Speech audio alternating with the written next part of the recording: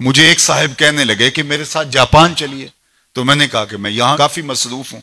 تو انہوں نے مجھے کہا کہ آپ ذرا چل کے دیکھیے تو صحیح، آپ کو 29 سال ہو گئے ہیں تبلیغ کرتے ہوئے، سمجھاتے ہوئے، اور 40 برس آپ کے والد گرامی کو بھی ہو گئے، اور پھر اس کے بعد آگے بھی آپ کے مشائخ، اور اسی طرح آپ اب مبلغین تیار کر رہے ہیں، جمعہ میں بھی یہی خطبہ ہوتا ہے، اجتماعات میں بھی یہی گفتگو کرتے ہیں.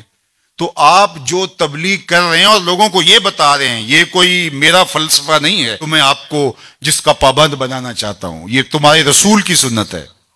جس پیارے سے تم ٹوٹ کے محبت کرتے، یہ اس کا طریقہ ہے کہ جھوٹ نہیں بولنا.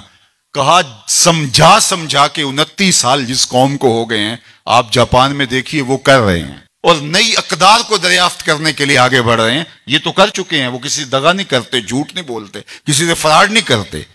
ان کو کسی مذہب نے نہیں یہ بتایا، ان کی ماں کی گود سے تربیت ملی کہ جھوٹ نہیں بولنا. اس کی ماں کی گود سے تربیت ملی کسی سے دھوکہ نہیں کرنا، کسی سے فراڈ نہیں کرنا. کیا ہماری مائیں جو حضور پر درود پڑھنا سکھاتی ہیں، یہ کیوں نہیں سکھاتی ہیں کہ کسی سے فراڈ نہیں کرنا ہے، کسی سے دھوکہ نہیں کرنا ہے؟ ہم کیا منبر و محراب سے ساری زندگی اب اسی مشن پہ لگے رہیں گے کہ یہ نہیں کرنا، اور دنیا کو تسخیر کرنے کا خواب شرمندہ تعبیر رہ جائے گا؟ یار جب بچہ ہوتا ہے کچی کلاس کے اندر تو اس کو پورنے ڈال کے دیے جاتے ہیں، آپ کو اگر یاد ہو تو، اور اس کے اوپر وہ لفظ لکھتا ہے، اور وہ میٹرک تک چلا جائے ابھی تک پورنے ہی جو ہے اس کو ڈال کے دینے پڑے، تو پھر وہ کس طرح ماسٹر کرے گا؟ یار ابھی تک ہم سچ بولنے کے عادی نہیں ہوئے، پوری کائنات کے اندر محمد عربی کا دین کیسے پہنچائیں گے؟ ہم کیسے پہنچائیں گے؟ دنیا کہاں سے کہاں چلی گئی اور ہم کہاں کھڑے ہیں؟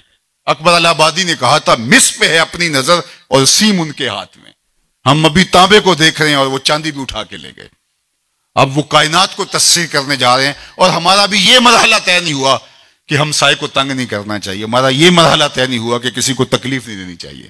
انسانی سوسائٹی، انسانی معاشرت کے خد و خال ہیں واضح، اور اسلام نہ بھی ہو تو کفر کے معاشروں کے اندر بھی یہ پایا جا رہا ہے کہ ہم سائے کو تکلیف نہیں دینی، کسی کو دکھ نہیں دینا، فراڈ نہیں کرنا، جھوٹ نہیں بولنا، 2 نمبر چیز نہیں بیچنی. اور ہم کیا ہیں؟ ہم تو دوائیوں کے اندر بھی ملاوٹ کر لیتے ہیں، اور مسلمان ہم ہیں جیسے ہم عاشق رسول ایسے زمانے میں کوئی نہیں.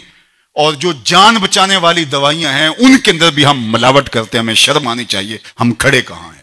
دل مسلمان ہے تیرا نہ میرا، تو بھی نمازی میں بھی نمازی، پڑھے جائیں نمازیں، یہ ٹکرے ہیں اور کچھ نہیں ہے. ہمارا دین ہم کو ایک ایسی پاکیزہ زندگی گزارنے کی تلقین کرتا ہے.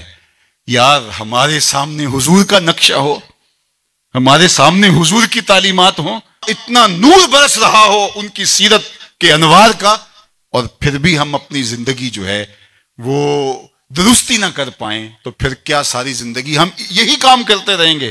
ساری زندگی یہی کہتے رہیں گے کہ جھوٹ نہیں بولنا، جھوٹ نہیں بولنا؟ کہتے رہیں گے ہم، اس سے انکار نہیں ہے، لیکن کائنات کو تسخیر کیسے کریں گے جب اس مرحلے سے نہیں نکلیں گے؟ تو میری آرزو یہ ہے کہ دیکھو، میں نے اپنی قبر میں جانا ہے، آپ نے اپنی لحد میں اترنا ہے. میں اور آپ اپنے آپ کو یہ مت سمجھیے کہ وہ سنورے گا تو معاشرہ ٹھیک ہوگا. معاشرہ ٹھیک ہو نہ ہو، مجھے ٹھیک ہونا ہے. مجھے اپنی زبان کو کبھی بھی جھوٹ کی بدبو سے متعفن نہیں ہونے دینا. مجھے کبھی بھی کسی کو اذیت نہیں دینا، چاہے وہ میرا ہمسایہ ہے یا میرا دشمن بھی کیوں نہ ہے. مجھے کسی کے لیے غلط نہیں سوچنا ہے، اور کسی کو نقصان پہنچانے کی منصوبہ بندی کی دور کی بات ہے، وسوسہ بھی آئے کسی کو نقصان پہنچانے کا تو اس کی بھی نفی کرنی ہے، کیونکہ میں اس آقا کا غلام ہوں جو رحمت للعالمین ہے. تو اس آقا کے لائے ہوئے نظام شریعت کو نافذ کرنے کے لیے ہمیں عملی قدم اٹھانا پڑے گا.